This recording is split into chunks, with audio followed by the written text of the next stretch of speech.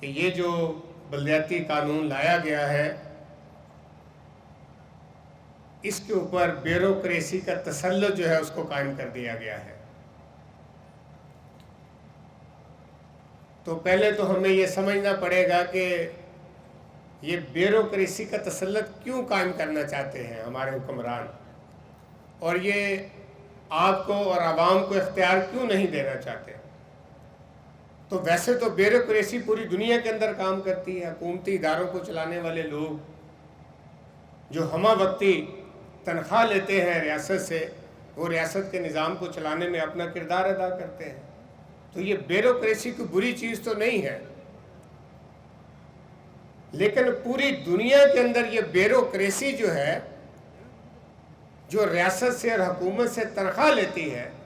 عوام کے ٹیکسوں سے ان کو مراد دی جاتی ہیں, ان کو تنخواہیں دی جاتی ہیں, تو یہ بیوروکریسی عوامی حکومت کے تحت کام کرتی ہے. یہ ان کی آقا بن کے, عوام کی آقا بن کے دنیا میں کہیں یہ اپنا کردار ادا نہیں کرتی.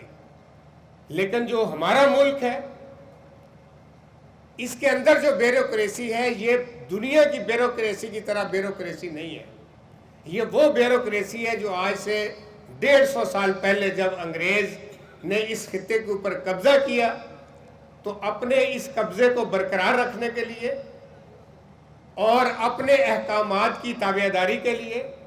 اور بر صغیر کے عوام کو اپنا غلام بنائے رکھنے کے لیے انہوں نے یہ بیوروکریسی کا ماڈل, جس میں سول بیوروکریسی بھی تھی اور ملٹری بیوروکریسی بھی تھی, ملٹری اسٹیبلشمنٹ بھی تھی, یہ دونوں ادارے انہوں نے بنائے. انگریز تو چلا گیا اس ملک کو چھوڑ کر, لیکن بدقسمتی یہ ہے کہ یہ پورے کا پورا بیوروکریسی کا سٹرکچر اور نظام یہ آج بھی موجود ہے. اور وہ جانے والے انگریز اس خطے سے تو چلے گئے, لیکن اپنے یہ کالے جو بیٹھے ہوئے حکمران ہیں, ان کے غلام, وہ ان کے ذریعے سے اس بیوروکریسی کے کل پرزے سے یہ مجھے اور آپ کو غلام بنائے ہوئے ہیں. اب اگر تو یہ بیوروکریسی کے جس نے اس ملک کا بیڑا غرق کر دیا, اسی کو پھر دوبارہ مسلط کرنا ہے اور عوام کو حق حکمرانی نہیں دینا, تو پھر تو اس انتخاب کا فائدہ ہی کوئی نہیں, پھر کوئی فائدہ نہیں ہے اس انتخاب کا. لیکن اگر واقعتاً وہ جو کہتے ہیں کہ ڈیموکریسی جو ہے اس کی تعریف ہی یہ ہے کہ گورنمنٹ آف دی پیپل اور بائی دی پیپل اور فار دی پیپل, کہ یہ لوگوں کی حکومت ہوتی ہے, لوگوں کے لیے بنتی ہے, لوگوں کو سرو کرتی ہے, تو اگر واقعتاً ہم سمجھتے ہیں کہ اس ملک کو جمہوریت کے ساتھ ہمکنار کرنا ہے, تو پھر اس شکنجے کو توڑنے کے لیے ہمیں اس پورے نظام کو ایکسپوز بھی کرنا پڑے گا, اس کے لیے لوگوں کو اویئر بھی کرنا پڑے گا, اور اس کے لیے اپنا کردار بھی ادا کرنا پڑے گا. اگر یہ بیوروکریسی آپ دیکھ لیں تو یہ بیوروکریسی جو مسلط ہے پہلے بھی اختیار تو نہیں کے پاس ہے,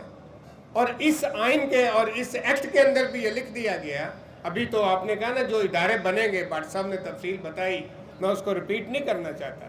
کہ اس میں ایک فنانس کا ادارہ بنے گا, ایک مینجمنٹ کا ادارہ بنے گا جو لوکل گورنمنٹ کا ہوگا, تو اس کا سارا اختیار تو پھر انہوں نے انہی کے پاس رکھا ہوا ہے. لیکن اس سے پہلے اگر ان اداروں سے پہلے لوکل لیول پہ بھی آپ دیکھیں تو اس پورے نظام کو ڈپٹی کمشنر اور اسسٹنٹ کمشنر کے تابع کر دیا گیا ہے. یعنی آپ کوئی اسکیم بنانا چاہتی ہے کوئی یونین کونسل یا کوئی میونسپل کمیٹی یا کوئی ٹاؤن کارپوریشن یا کوئی تحصیل کونسل, تو وہ اپنے اپنے دائرے میں جس دائرے کے وہ ادارے ہوں گے, وہ اسکیم بنانے کے بعد اس کو اپروو جو ہے وہ اسسٹنٹ کمشنر کرے گا یا ڈپٹی کمشنر کرے گا.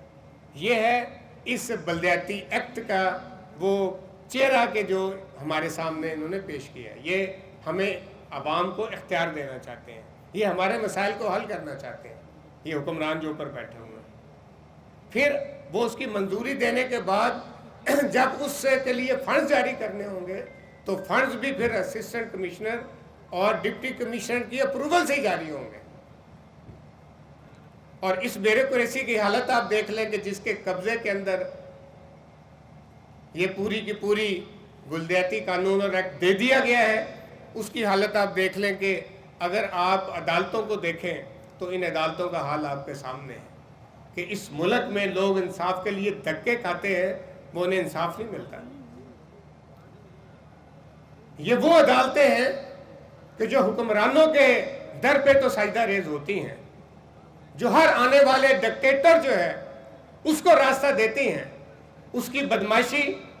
اس کا آئین کو توڑنا وہ اس کو لیجیٹیمیٹ قرار دیتی ہیں، لیکن عوام کے لیے ان کے پاس کچھ نہیں ہے۔ ہاں، اپنے مفادات کے لیے اپنی تنخواہیں، اپنے مفادات، اپنے خاندان،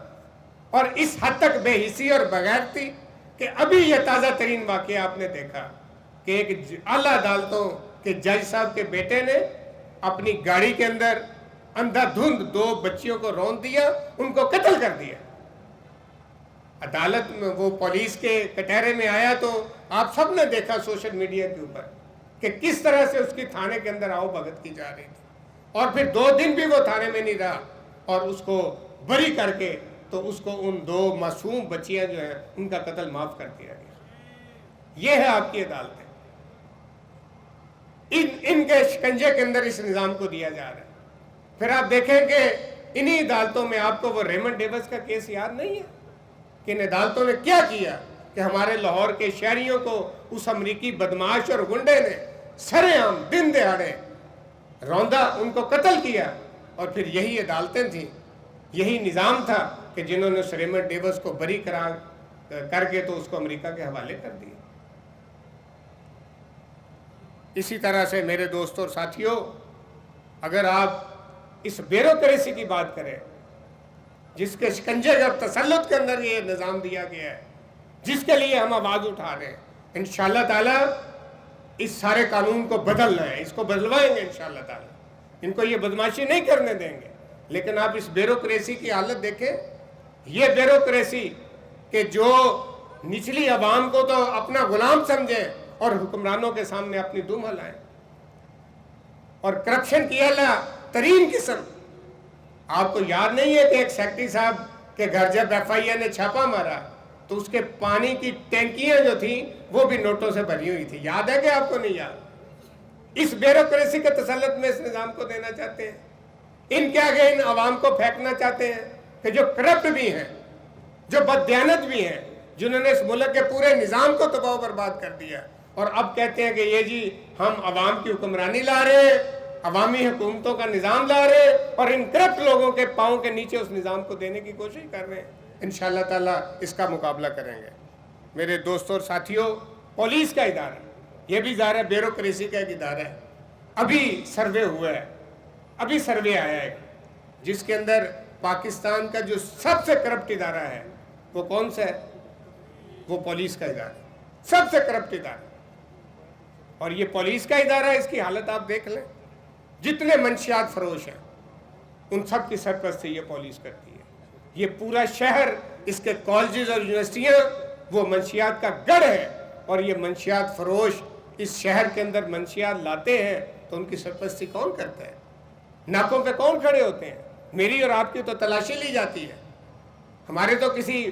نوجوان کے سر پہ ہلبڑ نہ ہو تو اس کو تو ذلیل و رسوا کیا جاتا ہے۔ ابھی آپ نے دیکھا کہ اس پولیس کا حال کہ ایک بیچارہ جس کی بیٹی، چھوٹی سی بیٹی ہسپتال کے اندر داخل تھی، وائرل ہے وہ، آپ دیکھیں اس کو، دیکھا نہیں، منتیں کر رہا ہے وہ ان کی کہ یار یہ میرا کارڈ نہیں ہے، میں جلدی سے نکلا ہوں، میرا آئی ڈی کارڈ گھر میں رہ گیا، یہ میری بیوی کا آئی ڈی کارڈ لے لیں، خدا کے لیے مجھے جانے دیں، میں خون کا بندوبست کر کے جا رہا ہوں، میری بیٹی ہسپتال میں پڑی ہے۔ لیکن اس کو جانے نہیں دیا، اس کی بیٹی ہسپتال میں مر گئی،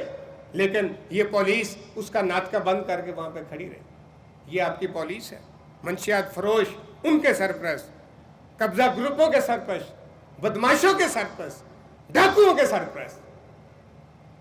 تو میرے دوستوں اور ساتھیوں، بات تو جتنی بھی کی جا سکتی ہے، لیکن وقت چونکہ کم ہے، تو میں کہنا یہ چاہتا ہوں کہ آج یہ جو بلدیاتی ایکٹ آیا ہے، اس بلدیاتی ایکٹ کو جس طرح سے بیوروکریسی کا غلام بنا دیا گیا، ہم اس بیوروکریسی کے اوپر اپنے عدم اعتماد کا اعلان کرتے ہیں، اور یہ نظام بدل و تحریک تو دراصل اسی گندے نظام کو بدلنے کی تحریک ہے۔ اس لیے ہمارا مطالبہ ہے کہ اگر آپ چاہتے ہیں کہ واقعتاً